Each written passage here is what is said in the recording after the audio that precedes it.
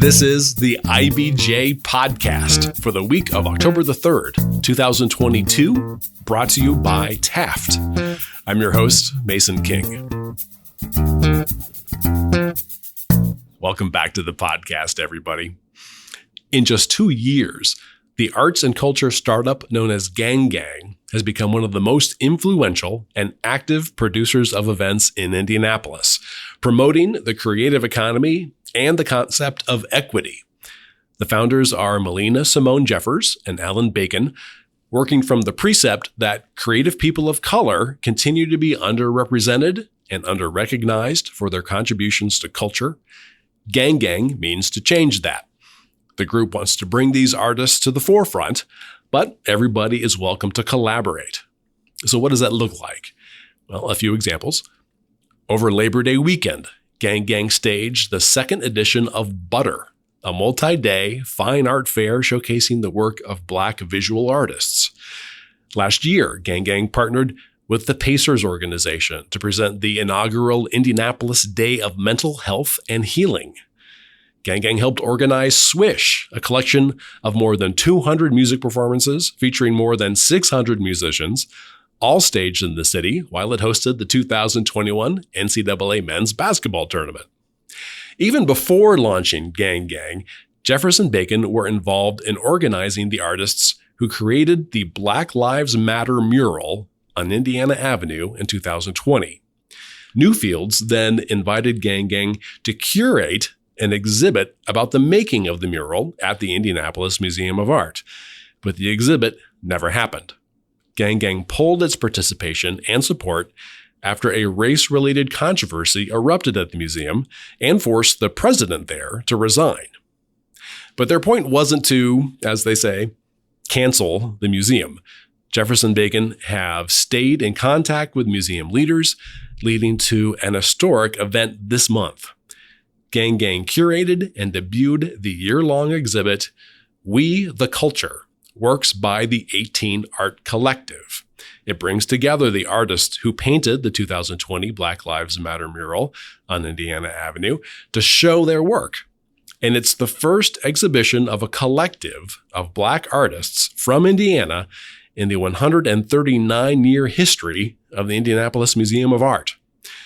Jefferson Bacon are our guests on the podcast this week, which gave us another chance to turn the podcast microphone over to Dave Lindquist, IBJ's arts and entertainment reporter.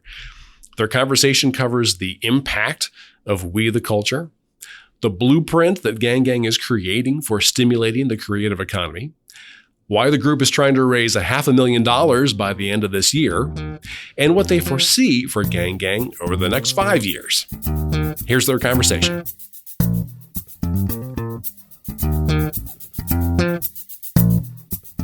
I'm Indianapolis Business Journal reporter Dave Lindquist, and I'm happy to welcome Malina, Simone and Alan Bacon, co-founders of cultural development firm GangGang, to the IBJ Podcast. Hello, Molly and Alan. Hello, Dave. Thank you for having us. Thank you. So we're getting together a few days after the We the Culture exhibition opened at the Indianapolis Museum of Art at Newfields. The artists in the show, known as the 18 Art Collective, initially came together to paint the Black Lives Matter mural on Indiana Avenue in 2020. GangGang helped to organize that mural, and you worked as guest curators for We the Culture. If I could go all the way back to the beginning, how did you build the roster of the 18 artists? Oh, yeah, that is going all the way back to the beginning. That was via a call out via social media for artists who wanted to take a letter or character as part of the mural. So the group of the 18, it was not a curated group or collective in a sense. It was happenstance and volunteers and people that wanted to be a part of that moment. That's really amazing that something by chance grew into this. And one thread that runs through We the Culture is that Black art is not monolithic. And it's interesting, like you were just saying, the letter and character forms of the mural placed functional parameters on the artists. But this new historic exhibition at Newfields allows a full range of personal expression. Is that one of the rewarding parts of presenting the show? Ooh, that's an interesting question, actually. I think maybe they are more similar than they're not. With the Black Lives Matter mural letter, the artists were given just an outline to do whatever they wanted within. It's almost similar for the space allotment on a wall at Newfields, that they were encouraged to do whatever within. I think as an artist and as a creative, being able to create on your own terms and just, tell the story that you want to tell, in a sense, is a pretty special and rewarding part for We the Culture specifically. Of course, We the Culture was not the original plan for the 18 Art Collective at Newfields. In February 2021, you and the artists withdrew an earlier concept based on the mural artwork, and that decision followed a job posting by the museum that included language that described the museum's white audience as the one that mattered most. And from the outside, it might have been easy to close that door completely. Why was it important for you and the artist to keep lines of communication open with the museum and work for the resolution that became We the Culture? Oh gosh, because it's our museum. If this is Indianapolis's art museum, it is the people's museum. And so if we are thinking about the progress of a city and the role that institutions play, especially art institutions play within the ecosystem of that city, well, how could we not have a relationship with that institution? And how could we not be at the table, especially, during a horrible moment like the one that we all experienced a year ago? And we're also looking at this as an opportunity for creatives to really take charge and understand the historic opportunity that we have to push this Renaissance forward as it relates to this social justice movement. I mean, you've seen a lot of movements throughout the course of history, whether that's during slavery and the Negro spirituals, and during the height of Jim Crow, you had the Harlem Renaissance, and during the 1960s, there's Mayfield and Marvin and Maya Angelou and James Baldwin's of the world, and it's the same types of juxtaposition and moment in history as 2020, what sparked by George Floyd. So having an opportunity, once again, born out of racist atrocities or these social justice issues, it was a step forward. I mean, it's about progress, and we went from having the opportunity to show one's depiction of a social justice movement within the mural to the depiction of oneself. So, I mean, that opportunity was, something that we felt was a major step forward and really showed just the transformational change of what we're trying to accomplish. Well, you anticipated my next question, because at the opening reception, Colette Pierce-Burnett, the new CEO at Newfields, talked about a renaissance. From what you just said, Alan, you agree with that it's happening? And what are the opportunities in a modern renaissance? A good example of an opportunity in the modern renaissance is GangGang. So we understood that if 2020 was about what separates people, which a lot of these moments in history in America, we had another one occur in 2020. And in response to that, we feel that culture is the way forward, that, bringing people together, amplifying messages of social justice, and, our ability to advocate through art is important. So GangGang is in response. And at the forefront. Yeah. GangGang is a pioneer right now in this space and at this time and in this place, like in Indiana, right? And doing this very pioneering and new work and leading the Renaissance. And as it relates to Dr. Colette, it's really interesting. We had a donor event at High Alpha, shout out to them for hosting. And we invited Dr. Colette just 4 days before her first day at Newfields to speak and to be introduced, to civic leaders in Indianapolis. And her talk was the same as ours, we found out that same night. We were both talking about a new creative renaissance that we were all on the front of, and how excited she was to come to Indianapolis and join the energy that she's feeling already. So there's wonderful alignment that's happening there already. And Dr. Colette will tell you that she thinks this time is meant to be. And it absolutely is. There is a renaissance happening, and we're all excited about where it can take us. One of the paintings in We the Culture, Harriet Watson's Welcome, addresses the discomfort or perhaps the incongruous feeling of presenting Black art, her art, in a setting that's known as a white space. Why is it important to include that commentary in the show? Because it's truth. And I think, one of the things that, we're trying to advocate for as much as possible is just the vulnerability within transparency and being able to advocate and dispel one's feelings so we can get down to a very human reaction to what's going on. That was very well said. I wish I'd written it down. But Dave's taping it. Yeah, it's just a podcast. So we don't have time to talk about all 18 artists, but I wanted to ask about one more piece, one that attracted a lot of people lingering on it that opening night. And I'm talking about Kevin West's Black Joy, which depicts two young men, and one is holding what seems to be a college acceptance letter. What does that painting convey about the power of art? Literally, when you walk into the room, the piece captivates you and communicates with you right away. So before even getting into like what's depicted or Kevin or any of it, I think we can all agree on the feeling and the movement that happens within us when we see the work itself. That's, just on its surface, the power of art. What Kevin is portraying is this bittersweet moment between like loss and mourning and joy and progress. And he captured that really beautifully. And I'm really proud of Kevin. So there was a note like Newfield's or Indianapolis Museum of Art's been around 139 odd years. And this is a first. Have you been able to kind of pause and think about that accomplishment? I think it's going to take a while to process what is happening now and all of the ripple effects that it will have throughout layers of the community. There is one kind of realization that I overheard that has been sticking with me since the opening last Thursday or the Thursday before last.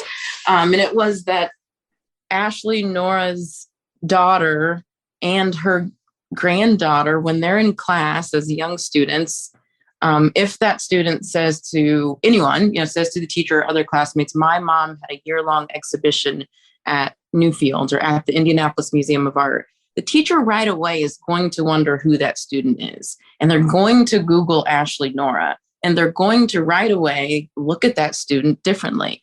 And in that moment, I realized this is generational change.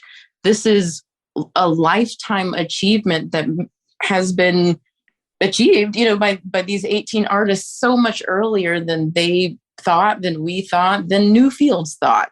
That's the craziest part. This is sooner than Newfields even thought, right? So talk about progress. Yeah, it's hard to process. It's hard to know everything that will follow. But I think we all recognize that there's a moment happening and there is a change happening, and change has to be intentional. And it feels like this. Yeah. And it's cool that this is coming out of Indianapolis. I mean, just out of all places, and, understanding, our history as well from a lot of different, layers, and to see, this type of progress and this moment is important. But there are a lot of moments. I mean, this is a key moment within just the art sector right now. But I mean, within this renaissance, I mean, there's a lot of key movements and players and activities and experiences that are going on that really pushing the envelope of this conversation. Okay. We the Culture opened a few short weeks after the second edition of Butter, the art fair that was a smash hit once again at the Stutz. I don't want to ask you to divulge secrets, but what's the secret to the electric, this is the only place to be atmosphere that you create for that event? Ooh, I don't know if I want to give away the secret. The KFC, yeah. Like Dave is asking for the recipe to the chicken. I would say this first, just to put it in context of why there would be some questions about a secret. So just having this idea to produce this fine art fair centering Black creatives and introducing a new equitable model to really help maybe just have some sense of transformational change in the fine arts sector. So that's butter in essence, but to be able to do it in a very cool way, but also maintain just the elevated status of fine art. And we were anticipating maybe 1,000 people to come for butter in 2021. Ended up seeing 4,000 attendees, and we sold $65,000 worth of art in 2021. Which was huge. And we were amazed and we were floored, and we didn't really understand at the moment what butter would become. But I mean, year two, having doubled in attendance, going from 4,000 to over 8,000 people, and from $65,000 to $250,000 worth of art sold, during Butter Week is exceptional. And I think, for us, it's cool to talk about the secret sauce because it's not necessarily a secret. This is Indianapolis. These are Indianapolis artists, visual artists. These are Indianapolis creators that are creating the aesthetic of butter. These are Indianapolis performing artists that are providing, the DJs and the live music. We are and forever will be an art town. I mean, the days of Indiana Avenue hasn't, left us. We're the children and grandchildren and great, grandchildren of an era that really defined music, American culture in the 1930s, 40s, 50s, and 60s. So that's the secret sauce. The secret sauce is Indianapolis is a cool, hip, cultural town, and we have a lot of talent. And it's just about, packaging that and providing a platform where it can really shine. I agree, but I think I would say it in a different way.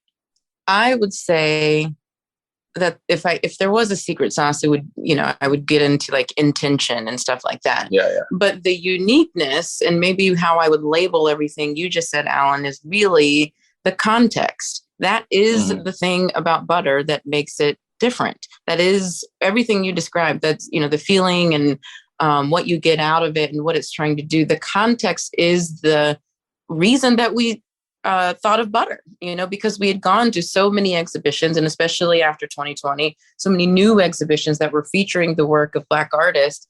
And the thought was the work is phenomenal, but the context isn't giving it justice. I can give this work justice. I can create something that is worthy of this art. And so that's butter is about the context that lifts up the art. That's what it is. And there's one other caveat would be just design and the intention to design and marketing and brand. I mean, that's a big part of butter, and that I think also goes along well with what Malina just stated, because it's about narrating the process and just narrating like what you haven't been able to tell the story. Okay, let's take a quick break to hear from our sponsor. This is the IBJ Podcast. Taft, today's modern law firm. With more than 625 attorneys across 11 offices, we provide solutions to the business issues facing middle market and emerging companies alike. We do this through a highly collaborative and inclusive team approach. Taft, the modern law firm. To learn more, visit taftlaw.com. All right, we're back with this week's edition of the IBJ Podcast and Dave Lindquist's conversation with Malina Simone Jeffers and Alan Bacon, co-founders of GangGang. When Congressman Andre Carson spoke at preview night of Butter, he shared the news of, Alan, your participation on a Black Congressional Caucus Foundation panel. Full disclosure, that's where you're speaking to us today from Washington, D.C. What will you be speaking about, and what does it mean to be included in that setting? The conversation is hip hop and politics, and just the power of culture, and just economic and viability. So I think for us, we've been able to find and release more of our identity through culture, as far as like just the Black community, and just what also comes with that is economic viability and ownership. So be able to talk to that through a lens of hip hop and culture is going to be really, really cool. Andre Carson is a pillar in our community, and just very well connected and very insightful, and just his ability to galvanize people and networks around very important conversation as it relates to, culture in the Black community is exceptional. So being on the panel with Congressman Carson and Dame Dash, co-founder of Rockefeller Records is an honor. And I think it says a lot for Indianapolis too. There's a lot of stuff that, is happening in our city that I'll be able to speak to as our art and culture renaissance is leading the charge across the nation. I think it's just a good recognition once again for Indianapolis and everything that we're doing as a city. Amore Gang Gang has a goal to raise $500,000 by the end of 2022. What would that type of money allow you to do? Capacity building. So what we're trying to do right now is we've created this supply and demand relationship where there's a lot of demand for culture right now and creatives and innovative thinkers, critical thinkers. All through the lens of creativity and the creative economy. So I think, for us, we get constant questions about artists and just different projects, and there's all types of collaborations and things that people want to do, people on the ground, artists, and also corporations and organizations who want to collaborate. And for us, it's just looking at our bandwidth. We're a team of 6 right now, and we want to be able to say yes to everything that comes across our desk and in our offices. And this is something that we feel is super important right now as it relates to the evolution and transformation of Indianapolis to be, the most equitable, coolest city in America. So we want to do all the things as it relates to our mission and vision, and, having that, capital will help us build the capacity to meet the need. All right. So this is a 2-year-old enterprise. Yeah. What does a successful future look like for Gang? Man, we're a 2-year-old cultural startup that took, a $250,000 seed investment and turned that into, $4 million of, direct impact into the creative economy in 2 years.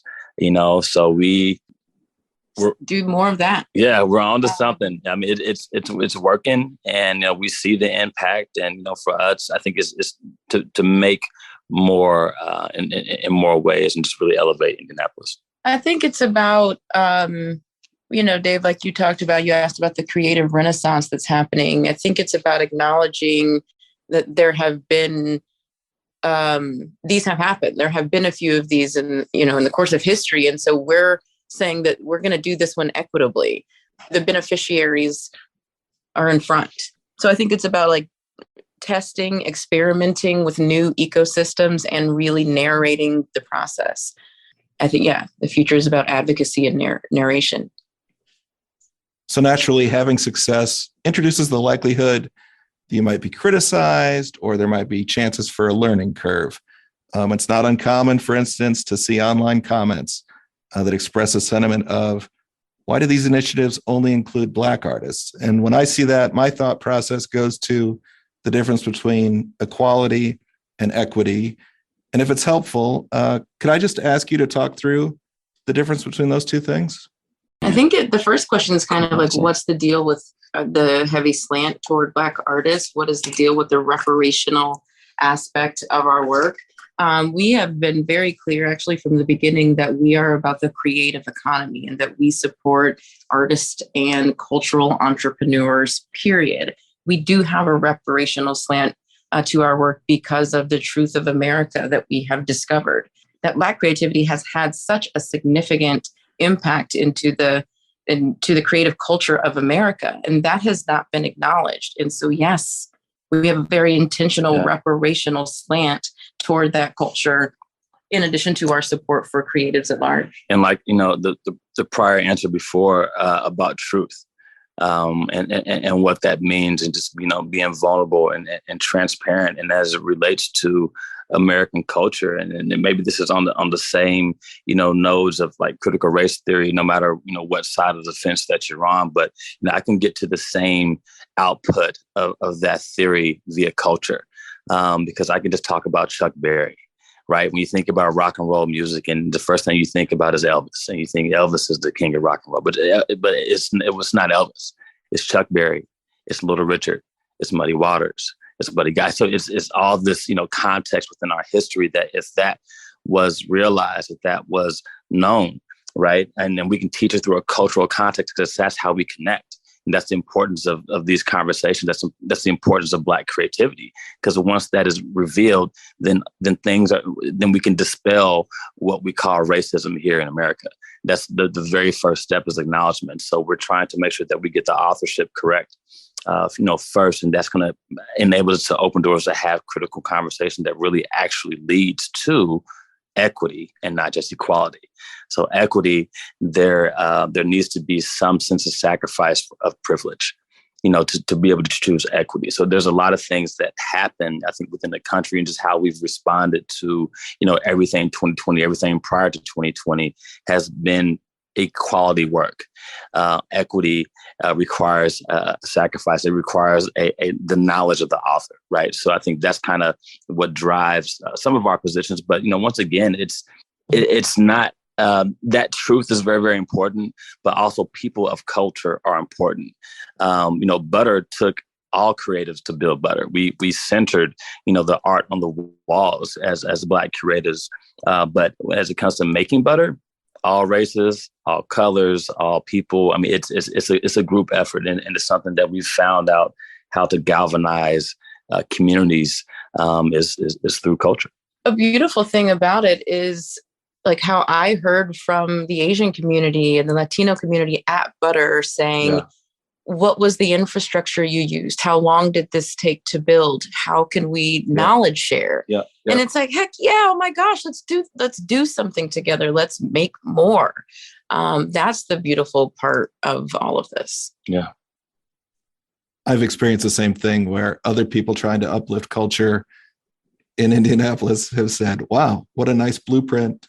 What a useful blueprint Gang is providing. And it's, I'm not surprised to hear it, but it's nice to hear that you take that in the spirit of a compliment. Mm. No, I mean, I think, and that's, we can't, no one can own culture. You know what I mean? One of my favorite songs ever is Sting, If I Ever Lose My Faith in You. You know what I mean? So, I mean, he says you, but he doesn't describe who or what you is in the song, but everybody loves a song because you have your own individual association to it, right? And I think that's also the power of culture, right? Just not, just being able to allow that to exist for everyone. And you can do that in a lot of different ways and myriads, and we've chosen art because of the power of connectivity. I think, though, to point out to your earlier point, having a blueprint without authorship is not as cool. Yeah. So just to... It's manufactured cool. If the actual author isn't recognized, then what is it? Theft. Well, we focused on visual art and we've talked a little bit about music, but I did want to ask, what's exciting in Indianapolis music that people should know about? There's so much, man. I think about the DJs. I think about Siren Simone. Yeah, DJs right now are crazy. Our dancers are crazy, but I think, we're going to give some nods to the DJs. I mean, shout out to DJ Metronome, and for what he's building, Nick Salgo, what he's building, just all the kids that he's teaching. And it's not even just about the technique of being like a DJ, but just understanding music and just how that just like connects you. So, I mean, shout out to DJ Metronome. I think we probably have the best group and sector of DJs in the country, hands down, per capita, for sure. But like just who we're producing out of Indianapolis, crazy. I want to shout out Oreo Jones and the Shreese Festival. Yeah. We've had some recent conversations with him and are excited about what that can still become. So I'm excited about the music scene leading and taking its big role in the renaissance that's happening. Shout out to OJ, 81355. So actually, I'm getting a vision of Treese 2023 and some gang involvement. Getting a vision? Yes. Well, maybe that vision will come true. Help us make it come true. Yeah. More to come for that, for sure. All right. Thanks so much for your time today, Molly and Alan. Alan, have a great day. Tomorrow. Thank you so much. my thanks again to Dave Lindquist, Molly Jeffers, and Alan Bacon. And folks, before you get on with the rest of your week, there are several stories in the latest edition of IBJ I want to draw to your attention. First up, Indianapolis-based Point Biopharma Global is in an uncomfortable spot. While it has raised hundreds of millions of dollars to develop its pipeline of specialty drugs that target cancer, it's still spending tens of millions of dollars a year trying to get its lead drug through trials and approved by the FDA. John Russell explains why another share offering recently spooked investors. Also in this week's issue, Peter Blanchard takes a close look at Indiana's U.S. Senate race between Republican incumbent Todd Young and Democrat Tom McDermott. And Susan Orr explains how Indianapolis is playing a key role in a Mexican company's plans to disrupt the shrimp farming industry. Again, you can find these stories in the latest print edition of IBJ or, of course, online at IBJ.com. I will say it is easier to access all of the latest local news about business and politics and all of IBJ's data on Central Indiana's business community and economy if you're a subscriber. And here's a new development. We have wrapped all of IBJ's content together with all of the stories, columns, and podcasts from our sister publication, Inside Indiana Business. And now it works out to just about $3 per week for actionable information about every notable business development across the state. You won't find Indiana's story told with this kind of breadth and depth anywhere else. Just go to IBJ.com and click on the subscribe button. And thanks again for making time this week for the IBJ Podcast. I'm Mason King. Hang in there, everybody. We'll be back again next week.